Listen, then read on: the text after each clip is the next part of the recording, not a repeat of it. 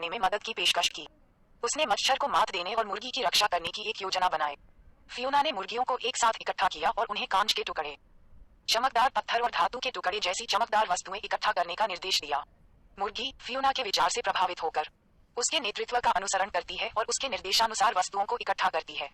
जब उन्होंने पर्याप्त चमकदार वस्तुएं एकत्र कर लीं, तो फियोना ने अपनी योजना को क्रियान्वित किया। उसने चिकन के पंखों पर चमकदार वस्तुओं को पतली डोरियों से बांध दिया, जिससे वे ऐसे दिख रहे थे जैसे वे चमचमाते रत्नों से ढके हों। चिकन एक चमकदार तमाशे में तब्दील हो गए, जो सूरज की रोशनी में चमक रहे थे।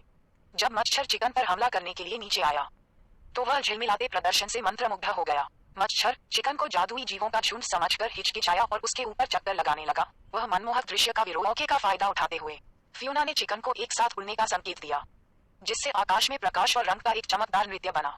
मच्छर इस तमाशे से इतना मंत्रमुग्ध हो गया कि वह अपने शिकार के बारे में पूरी तरह से भूल गया और चिकन को उनके चमकदार प्रदर्शन को देखकर विस्मय में पड़ गया। जब मच्छर विचलित हुआ, तो फियोना ने चिकन को सुरक्षित स्थान पर ले जाकर जंगल में गहरे छिपे हुए घोंसले में ले गई, जहां वे मच्छर की पहुंच से सुरक्षित रहेंगे। चिकन फियोना की त्वरित सोच से चकित थे और उन्हें खतरे से बचाने के लिए उसका धन्यवाद किया। उस दिन से मुर्गी और फियोना के बीच एक मजबूत रिश्ता बन गया। मुर्गी हमेशा फियोना के चतुर विचार के लिए आभारी रही, जिसने उन्हें भयंकर मच्छर के चंगुल से बचाया था। जंगल में सबसे चतुर प्राणी के रूप में फियोना की प्रतिष्ठा और भी बढ़ गई, और उसे जानने वाले सभी लोग उसकी बुद्धि और कुशलता के लिए प्रशंसा करते रहे। लियो अपनी ताकत और प्रभुत्व के लिए जाना जाता था, जबकि मिलो अपनी बुद्धि और बुद्धिमत्ता के लिए प्रसिद्ध था। वे दोनों अच्छे दोस्त थे और अक्सर जंगल में दूसरे जानवरों के साथ शरारतें करने में अपना दिन बिताते थे। एक दिन उन्होंने फेलिक्स नाम के एक चालाक लोमड़ी पर एक चाल चलने का फैसला किया। वे उसे राजा के लिए उपयुक्त दावत देने का नाटक करके मूर्ख बनाना चाहते थे। लियो और मिलो ने जंगल से फल, मेवे और जामुन इकट्ठा करके एक शानदार दावत तैयार की, ताकि फेलिक्स को अपने जाल में फंसा सकें। जैसे ही उन्होंने दावत की तैयारी की, उन्होंने देखा कि फेलिक्स दूर से देख रहा था। उसकी आंखें भूख से चमक रही थी। लियो और मिलो ने उसे पास आने का इशारा किया और उसे स्वादिष्ट भोजन देने का वादा किया। फेलिक्स हालांकि सतर्क था, लेकिन प्रलोभन का विरोध नहीं कर सका और सावधानी से दावत के पास पहुंचा। लेकिन जैसे ही फेलिक्स खाने के लिए तैयार हुआ, लियो ने एक जोरदार दहाड़ लगाई, जिससे लोमड़ी चौंक गई। फेलिक्स डर के मारे पीछे हट गया। उसे एहसास हुआ कि उसके साथ धोखा हुआ है। हालांकि चतुर लोमड़ी ने जल्दी से अपना संयम वापस पा लिया और लियो और मिलो पर पलटवार किया। फेलिक्स ने मुस्कुराते हुए कहा, अच्छा प्रयास मेरे दोस्तों, लेकिन मैं आसानी से मूर्ख नहीं बनता। मुझे शुरू से ही पता था कि कुछ गड़बड़ है। शरारती मुस्कान के साथ उसने खुलासा किया कि उसने उनकी योजना को पहले ही भांप लिया था और अपने साथ खाने का सामान भी छिपा कर लाया था। फेलिक्स की चालाकी से लियो और मिलो हैरान रह गए। उन्हें एहसास हुआ कि उन्होंने चालाक लोमड़ी को कम करके आंका था। अपनी पूरी कोशिशों के बावजूद वे उसे मात नहीं दे पाए। फेलिक्स ने अपनी त्वरित सोच और तीक्ष्ण प्रवृत्ति से उन्हें मात दे दी थी। अंत में तीनों ने अपनी चालबाजी के असफल प्रयास पर खूब हंसी मजाक किया। लियो और मिलो ने उस दिन एक मूल्यवान सबक सीखा, दूसरों की बुद्धिमत्ता को कभी कम मत आंको, खासकर फेलिक्स जैसी चालाक लोमड़ी को। और इस तरह शेर, बंदर और लोमड़ी जंगल में सद्भाव से रहते रहे, प्रत्येक दूसरे की चतुराई का सम्मान करते रहे।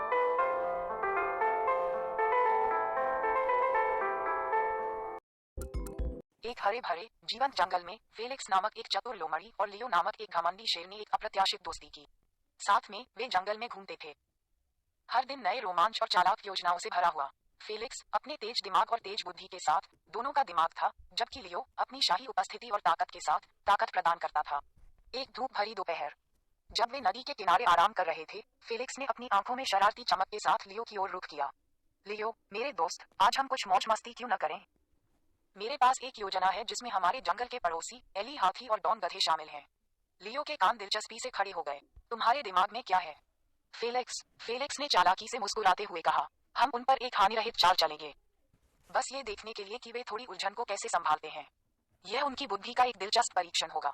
लियो ने हमेशा थोड़ी मस्ती के लिए तैयार रहते हुए हंसते हुए कहा, ठीक है फेलिक्स, क्या योजना है? फेलिक्स ने लियो के कान में अपनी योजना फुसफुसा दी और जल्द ही वे एली और डॉन को खोजने निकल पड़े। उन्हें दूर तक देखने की जरूरत नहीं थी। दोनों एक घास के मैदान में शांति से चल रहे थे, दोपहर की गर्म धूप का आनंद ले रहे थे।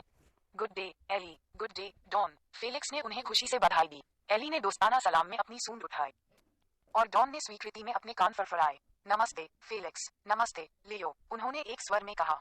तुम यहाँ क्यों आए हो? एली ने पूछा। उसकी आवाज उसके व्यवहार की तरह ही कोमल थी। फेलिक्स ने अपनी सबसे मासूम अभिव्यक्ति दिखाई। ओह, हम अभी जंगल में गहरे में खोजे गए एक अद्भुत नए फल के पेड़ के बारे में बात कर रहे थे। फल ऐसे हैं जो हमने पहले कभी नहीं चखे हैं। हमें लगा कि शायद तुम्हें इन्हें आजमाना पसंद आएगा। एली की आंखें जिज्ञासा से चौड़ी हो गईं। एक नया फल का पेड़, ये बहुत बढ़िया लगता है। डॉन, जो हमेशा एक नए अनुभव के लिए उत्सुक रहता है, ने उत्साह से सिर हिलाया। हाँ, हमें रास्ता दिखाओ। फेलिक्स और लियो ने एली और डॉन को घुमावदार रास्तों और घनी झाड़ियों से होते हुए आगे बढ़ाया, जिससे यात्रा लंबी और रहस्यमयी लगने लगी। अंत में वे एक ऐसे समाशोधन में पहुंचे जिसके बीच में एक अनोखा पेड़ था। इसकी शाखाएं चमकीले रंगीन फलों से लदी हुई थीं जो सूरज की रोशनी में चमक रही थीं। ये रहा, फेलिक्स ने जोर से घोषणा की। पौराणिक मूर्खों का फल। एली और डॉन ने हैरान होकर एक दूसरे को देखा। मूर्खों का फल? डॉन ने अपना सिर खुजलाते हुए पूछा। हाँ, लियो ने कहा, अपना चेहरा सीधा रखने की कोशिश करते हुए। ऐसा कहा जाता है कि जो कोई भी इस फल को खाएगा उसे जंगल का ज्ञान प्राप्त होगा। एली, हमेशा सतर्क रहने वाली, हिचकिचाई। क्या आपको यकीन है कि यह सुरक्षित है? फेलिक्स ने गंभीरता से सिर हिलाया। बिल्कुल, लियो, और मैंने इसे पहले ही आजमा लिया है। ये पूरी तरह से सुरक्षित और काफी स्वादिष्ट है। अपने दोस्तों से आश्वस्त होकर एली और डॉन ने एक एक फल उठाया और एक एक टुकड़ा खाया। जैसे ही उन्होंने चबाना शुरू किया, फेलिक्स और लियो ने एक दूसरे को खुशनुमा नजरों से देखा, क्योंकि उन्हें पता था कि ये फल सिर्फ साधारण जामुन थे जिन्हें उन्होंने विदेशी दिखने के लिए रंगा था। अचानक एली और डॉन की आंखें चौड़ी हो गईं और वे बेतरतीब ढंग से बोलने लगे। उनके शब्दों का कोई मतलब नहीं था। वे समाशोधन के आसपास लड़खड़ाते हुए बातचीत करने की कोशिश कर रहे थे, लेकिन बुरी तरह विफल रहे। फेलिक्स और लियो जोर से हंस पड़े और खुद को और रोक नहीं पाए। पकड़ा, फेलिक्स ने हंसी के दौर के बीच कहा। एली और डॉन रुक गए, उनकी उलझन एहसास में बदल गई। तुमने हमें धोखा दिया, डॉन ने बड़बड़ाया। हालांकि वह इस सब की बेतुकी बात पर हंसने से खुद को रोक नहीं पाया। एली ने अपना सिर हिलाया, उसके चेहरे पर मुस्कान फैल गई। तुम दोनों असंभव हो, लेकिन मुझे लगता है कि हमें पहले से बेहतर पता होना चाहिए था। फेलिक्स और लियो ने अपने दोस्तों को खड़े होने में मदद की, फिर भी हंसते रहे। ये सब मजाक में था, लियो ने कहा। कोई नुकसान नहीं हुआ। एली और डॉन भी हंसे, उनका उत्साह फिर से लौट आया। ठीक है, तुमने निश्चित रूप से हमारा दिन और भी दिलचस्प बना दिया है, एली ने अपनी आंखों में चमक के साथ कहा। और इस तरह जंगल में हंसी की गूंज होने लगी जब दोस्त घर वापस लौट रहे थे। उनके रिश्ते पहले से कहीं ज्यादा मजबूत हो गए थे और एक अच्छी शरारत की खुशी से उनका उत्साह बढ़ गया था।